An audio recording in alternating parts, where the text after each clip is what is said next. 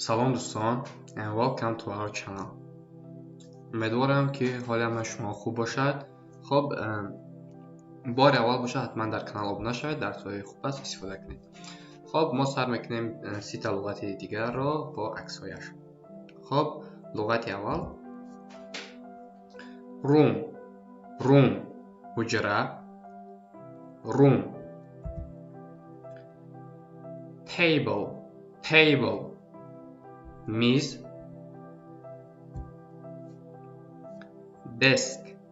desk این هم میز. خب تیبل بچه ها همین میزی عادی و دسک این میزی برای نوشتن همین خیلی کارها پیشمه نیست و اگر بروسی بگیم. chair کرسی.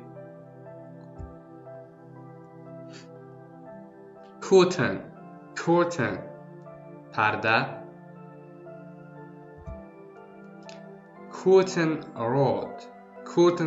rod کرنیز.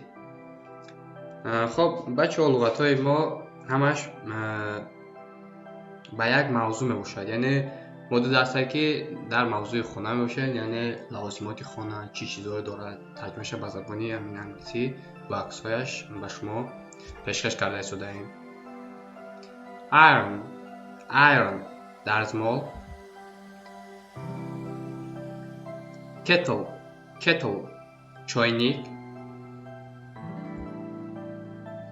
teapot چایnik این هم چایnik. خب فرق چاینیک شما میتونید در همین عکس ها ببینید. cup پیاله چشکه.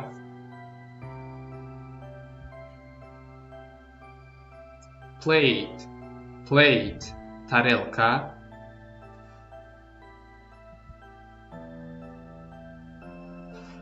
bowl کوسه. bowl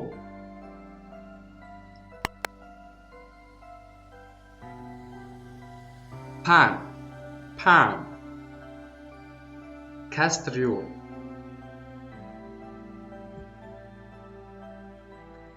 ladle کاولز. knife کارد. حرفی که خوانده نمیشد بچه ها، گراماتیک زبان انگلیسی هم میخواد که اگر اولی حرف سرچشمه با که باشد و بعدش ان باشد، حرفی که تلفظ کرده نمیشود. knife با مانند know new خب knowledge و دیگرها. fork ویلکه fork. spoon قاشق.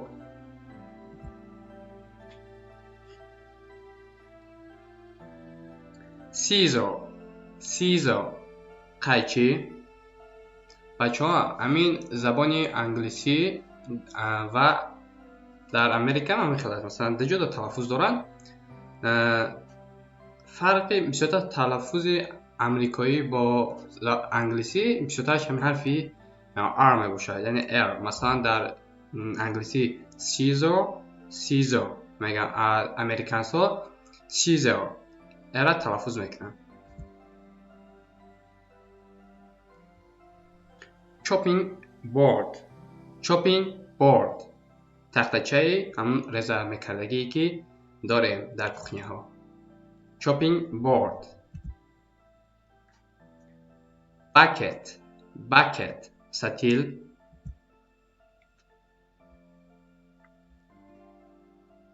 hanger لباس آویزک.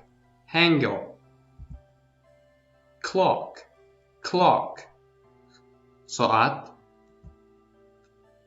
style لسنسه. تلفن.